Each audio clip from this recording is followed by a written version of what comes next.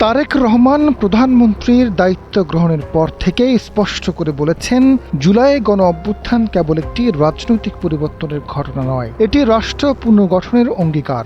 রাষ্ট্রীয় প্রতিষ্ঠানকে রাজনৈতিক প্রভাবমুক্ত করা, জবাবদিহিমূলক প্রশাসন গড়ে তোলা, গণতান্ত্রিক প্রতিষ্ঠানকে শক্তিশালী এবং জুলাইয়ের আকাঙ্ক্ষাকে বাস্তবে রূপ দেওয়া তার সরকারের প্রধান দায়িত্ব।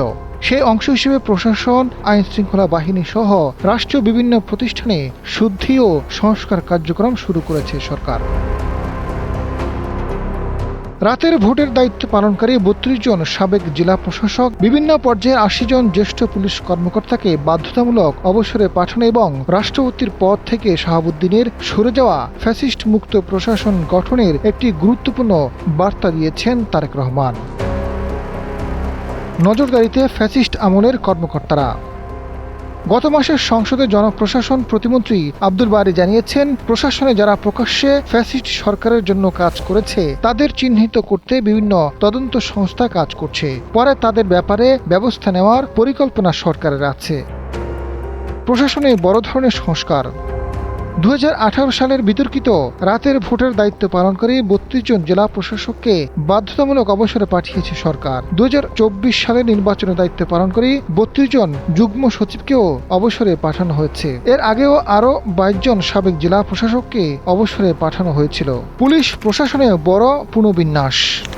প্রশাসনের পাশাপাশি পুলিশ বাহিনীতেও বড় ধরনের পুনর্বিন্যাস করেছে সরকার। গত ২৩শে জুলাই ১৭ জন জ্যেষ্ঠ কর্মকর্তাকে বাধ্যতামূলক অবসরে পাঠানো হয়েছে।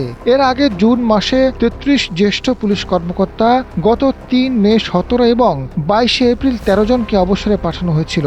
সরকারের ৫ মাসে মোট ৮০ জন জ্যেষ্ঠ পুলিশ কর্মকর্তা বাধ্যতামূলক অবসরে গেছেন। পুরনো মামলাগুলোতে অগ্রগতি। গত ১৭ জুলাই ৪.৫ দশক আগে শহীদ রাষ্ট্রপতি জিয়া রহমানকে হত্যার ঘটনায় জড়িত থাকার অভিযোগে সাবেক সেনা কর্মকর্তা মোহাম্মদ মোজাফফর হোসেনকে গ্রেপ্তার করেছে গোয়েন্দা পুলিশ। ইলিয়াস আলীর গুমের ঘটনায় গত ২৮শে জুলাই বিমান বাহিনীর উইং কমান্ডার সাইফুর রহমানকে হেফাজতে নেয় বিমান বাহিনী। ধারাবাহিক সংস্কার কার্যক্রম।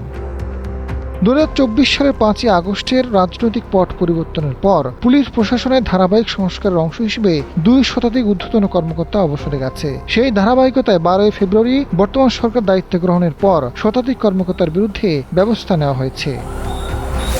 রাজনৈতিক বিশ্লেষকদের মতে, দায়িত্ব গ্রহণের পর থেকে বিএনপি সরকারের ধারাবাহিক সংস্কার নতুন বাংলাদেশ বিনির্মাণের ভিত্তি হিসেবে কাজ করবে এবং জবাবদিহিমূলক, নিরপেক্ষ এবং গণতান্ত্রিক রাষ্ট্র ব্যবস্থা প্রতিষ্ঠায় গুরুত্বপূর্ণ ভূমিকা রাখবে।